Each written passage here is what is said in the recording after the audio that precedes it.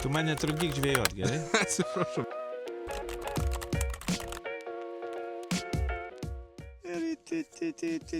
Taigi, Pauliu, vienam gale kablys. Tu mane trukdyk žvejot, gerai? Atsiprašau, bet vis tiek pakamantinėsiu truputėlį. Gerai, tu kamantinėk, aš žvejosiu. Gerai. Legendinė laida atlaikiusi laiko išbandymus. Tai kiek jau dabar metų? 30 sezonų, žinok.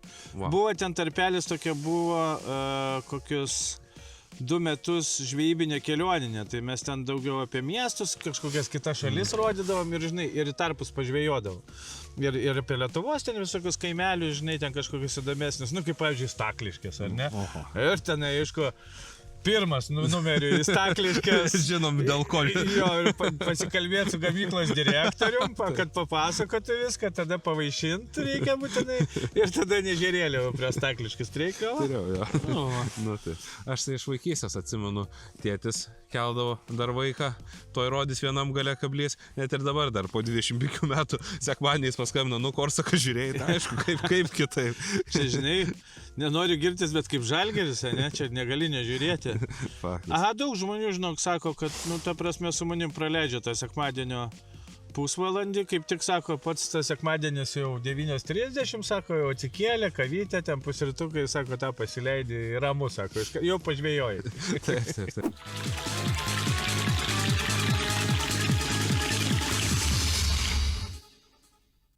Sveiki visi žiūrintis LRT ir laidą Vienam gale kablys. Lietuvoje vasara tebesitęsia. Dabar 30 laipsnių karščio, vanduo, na, kokie 24. Lietuvos ežeruose, kaip visą laiką, niekas nekimba, todėl mes, kaip jau 1058 kartą pasikartojusi, esame Lietuvos žvejų Eldorado Nemuno žemupyje.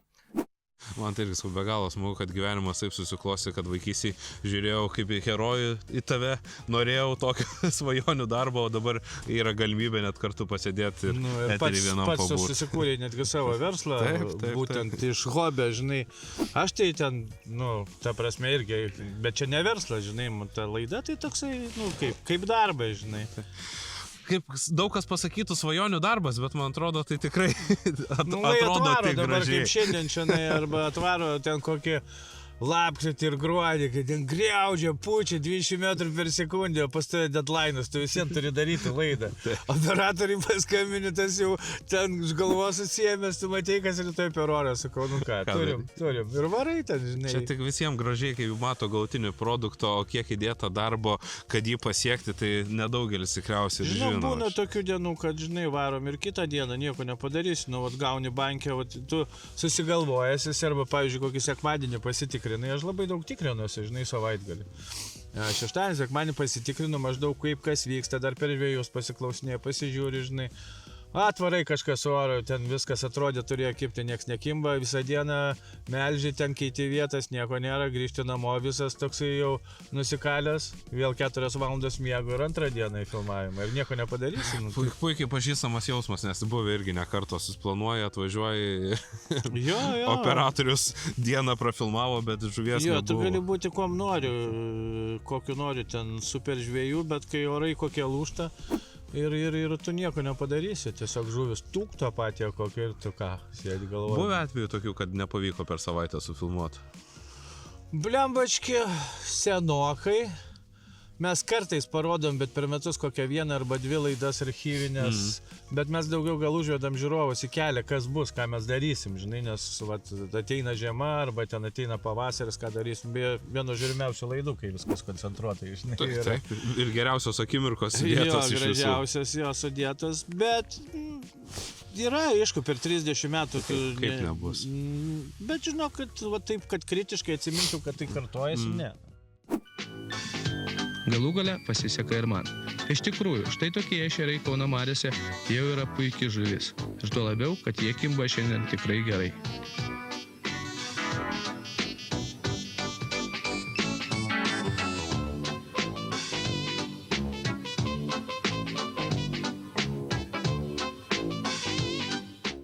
O kaip iš viso gimė pati idėja, nu ko buvo pradžia šitos laidos? Aš žinok, ten iš visai istoriją jaučiu čia atsibos visiems klausytis. Aš grįžau iš sovietinės armijos, įstojau žurnalistiką, pradėjau dirbti spaudoj apie muziką. Mes kartu su Marijonu rašėm. Marijonas į Respubliką, o aš į tokį dienraštį Amžius. po to man kažkaip užsinorės to muziką daugiau ir aš į Vilniaus varpą, dabar Laisvoji banga, man atrodo, radio stotį ir pirmas Lietuvos rock 10-tuką pradėjau daryti, muzikinį. Nes Grušnys amžinatilis ten vienas, sakė, kam čia reikia lietuviškos muzikos, nieks dar nebuvo apie lietuvišką muziką, tais laikais buvo nurašyta, žinai. Radijas, kam čia mes transliuosim ir taip toliau. O aš padariau ir pas mane studijoje sėdėdavo Samas, Arina tenai, žinai, Andrius Mamontovas, tas pats Marijonas, tas senas geras mūsų laikų rokas, žinai. Tais laikais popso nebuvo, selas, bet jo nekviečiau. Tai va. Ir su tais rockeriais man gyvus tenai viską.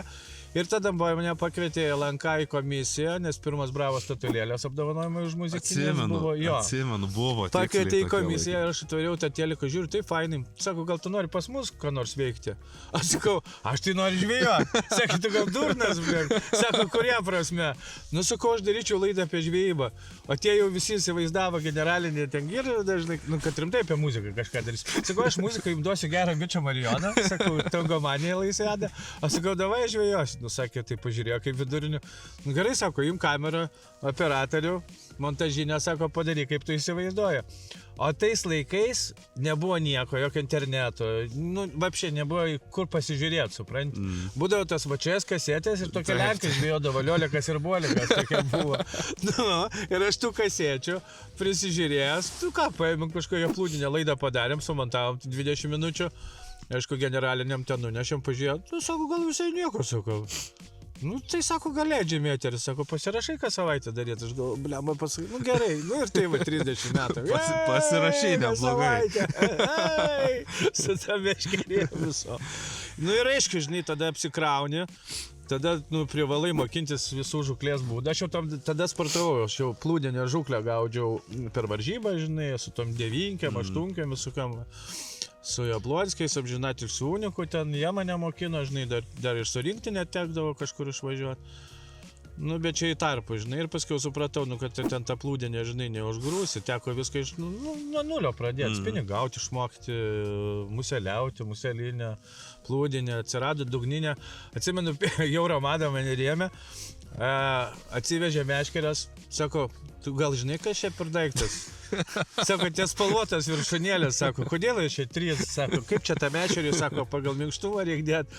O aš jau tais laikais siunčiausi iš Anglijos visus jau žurnalus, nes Anglai tokie variklis buvo, tai Anglijos Times, Anglijos News. Ir ten jau jie pradėjo apie tos feederius. Anglų visos tendencijos ir ateina. Jo, skaityti aš pradėjau, kas tas yra feederis. Tai Lietuvoje negavau nie vienos šeryklos, nebuvo iš vis tokia, buvo tos tokios, Su spiruokliam. Jo, tokios, ant tokių, o ten meškerė iki 40 gramų, tos jau buvo jau jos kokį 180. Švino gabalas spiruokliam. Klasika. Blemba, galvoju, kaip čia tą laidą padaryti, atvariau kažkur tai, kažkokią upę, gal ir Nevėžį, kai dar Kaune jau gyvenau. Tai irgi tų rutulių prisiliepdžiau, žinai, su visokiais motėliais. Su moliuku, tink, susimečiau, pasiėmė tą meškerytę su švinuku, bet jau paternuosti yra susirišęs. Jopa, karčius. Ir nuo to prasidėjo Lietuvoje feederis. Wow. Neprisimu garbės, nes aišku, jis sukūrė Tommy Pickeringas su pirmu pavadinimu Pickeringas, bet į Lietuvą man pirmam teko pradėti. Man atrodo, tu tikrai daug ir žviuklės būdų, ir tendencijų, ir viską, ir žvejų atvedė į kelią savo tais parodymais.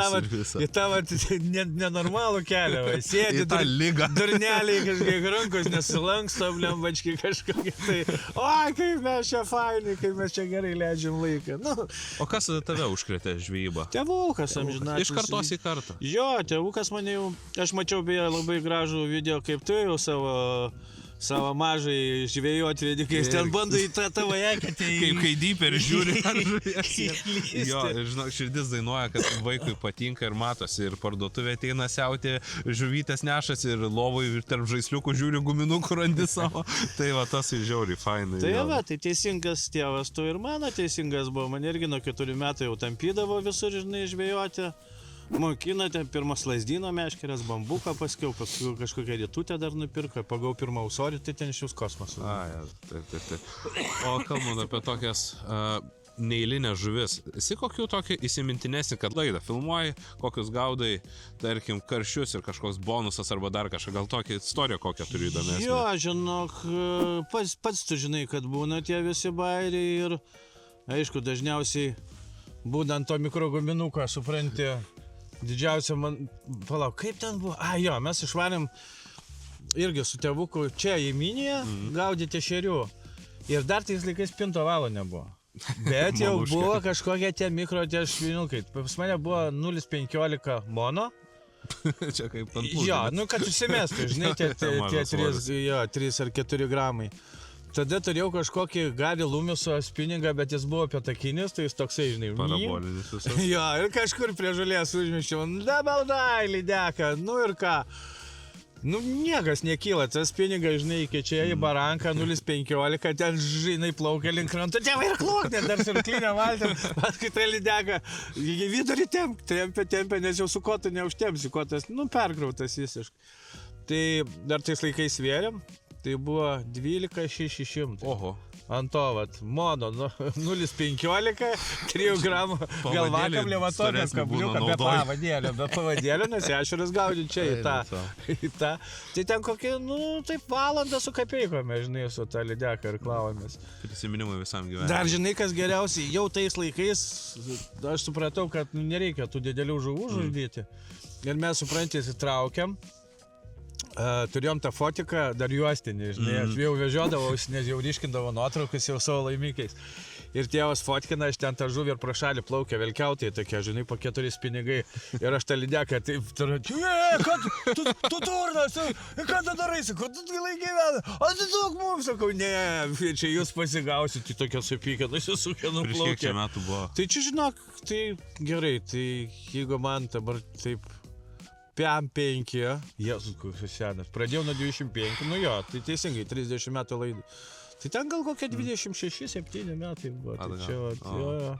Nu, bet nes ir dabar, žinok, ta pati situacija, pamato paleidinėjai žuvį, kiti rėkia. Dar yra truputį. Dar yra. Aišku, ženkliai daug padėjo ir tavo, manau, indėlis, tą pagavai paleis propagavimas ir visa kita atvedė tikrai be galo daug žvejų į teisingą kelią, kad žvejybo malonumas, reikia žuvies pasimti, niekas nebaudžia pagal taisyklės, ne, jeigu tai viską darai. Jeigu kas valgo, nu nesunku tos 6-8 tos ešeriukus pasimti, ar ešerius ten nesikepti, įsirūkyti su draugais, tai aš irgi niekad nesakau, ne, blemba, paleidinėkit visą žuvį. Būna ir močiutė paprašo kartais lydeką, dar kažką paimti. Ta karšį, jeigu nori pasirūkyti ar ten įsikepti, aš nieko prieš, tik tai, nu, bet aš prieš tą maišais nešiojimą, blemba. Hebra neturi to, kimba ir grūda viską. Kam? Nu gerai, kimba, nu pagavai savo tą maistą, 2-3 žuvis, pamaitinai šeimą, paleiskit. Ne, tada į bagažinę, kažkur ten vežti, kažką daryti. Faktas. Šiandien žvejyba Kauno mariose iš tikrųjų įspūdinga. Ir galvoju, kad savaitgalį šiose vietose ne vienas žvejas bandys pagauti specifinių Kauno marių ešerių. Jie yra taškuoti.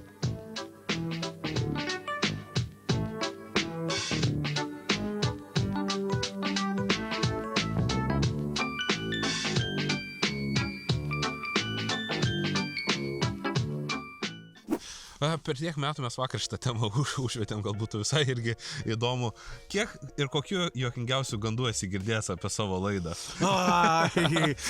Nu tai, kad, aišku, ką tas Korsakas, čia mes visi geriau gaudam, čia 100%. Aš tą prasme nesiginčiu, tikrai už mane yra daug geresnių žvejų gaudančių. Nes krūva žmonių dalyvauja varžybose, Lietuvos rinktinėje, spinigavimo, tenai feederį, čia mes kalbame apie sportininkus. Aišku, yra tam tikrose vandens telkiniuose tie vietiniai dėdukai, kurie tikrai geriau už tave pagaus, nes jie žino, kaip šerti, kur šerti, ką padaryti. Puikiai kaip savo delną tvenkinį pažiūrėsi. Begalė. Yra žmonių, kurie, pavyzdžiui, visą gyvenimą gaudo tik upėtokiukus tenai visais būdais. Tai aišku, jeigu kiekvieną dieną tai daroma, tai man tai reikia vieną laidą spiningų, kitą plūdinę, kitą feederį, aš, žinai, toksai negaliu į vieną užsiciklinti dėl rėmėjų ir dėl to, kad žiūrovam keistosi temą, žinai. Bet aišku, kas dirba vieną temą, ten tik tai stabiliai kokius salačius gaudo, nu tai be abejo esi geriau už mane gaudęs tos salačius. Bet, nu, jokingų esu tokių, kad, sako, ateina, nusiperka iš visų žuvį, tada va susideda, kai mes šiandien sutarėm viską. Po kiek mokėdavai? Mes jau fotkinam. Pliama, neatsimenu, dar litai tais laikais buvo. Prie lito lengviau buvo visiems. Man tai irgi toks iš lūpų į lūpas girdėjau, irgi mačiau, sako, Korskas filmavo, irgi čia 15 metų atgal, mačiau, Korskas laidą filmavo, tai prieš kamerą rodo 2 pončkas užmeta, paskui dar 8, sako, jis išeina, ten savaitę be jaukinimo visi pagavo. gauna. Puikiausiai. Arba dar jo, ir paskui būna, dar Facebook'e dar šiais laikais būna, žinau, gerų komentų tokių. Tai matė ten kažką, o, ten prie nuotraukos su karšiu, žinai, tenai pasidėjęs. Ta, be pigojam, ten 2 savaitės visi šerė jam specialiai tą vietą laiko, sako. Tai ten ir dar girdėjau, žinau, kad čia atmatuo yra Korsako duobė. Sakė, kur varom Korsako duobė, sako, ten starkiai yra, nes ten Korsako duobė. Bliambo, kaip apsidžiaugiau, kad mano vardu jau duobė pavadinta. Nu, realiai. Man patiko. Pavadinkit dar ką nors mano vardu, prašau. Upė kokia. Kur sakyti? Kur sakyti, o, kaip gražiai. Pilna upėtai. O, ja, pasaka. Nu ką, fainai pasišnekėjom. Jo, mes Gerai fainai su praleidom tavimi laiką. iš viso gerai praleidžiam laiką, galėtumėm dažniau. Reikėtų. Nu tai kad tu tenai Kaune gyveni, o aš savo čia šitam krašte. Tai. Dažniau pasikviesti svečius. Nu, aš, Šiaip labai matai, upėtakius prisikviečiau žinok, paskiau kas darosi. Blemba, Ant marių pažvėjoji. ne tik tave prisikviečiau, kolūkių, palapinių, su kastuvais baigėsi mūsų pasikvietimas. Nu, fainai. Pasidalinom prisiminimais, Reiks slaptų istorijom. Kažkas čia trenkia per sargelį. Reikia Tikėkimės ir mūsų žiūrovam. Pasitrauk iš tos. Bus taip nuotaikinga, kaip ir mes čia gerai leidžiam Jo, laiką. super. Dar pagaudom ir jau baiginėsim. nes Jo, man aš dar manau, kelias kad- Atgal namo Jo. nemenkas. Aš Gal tu manau. vietoj? Aš manau. Super.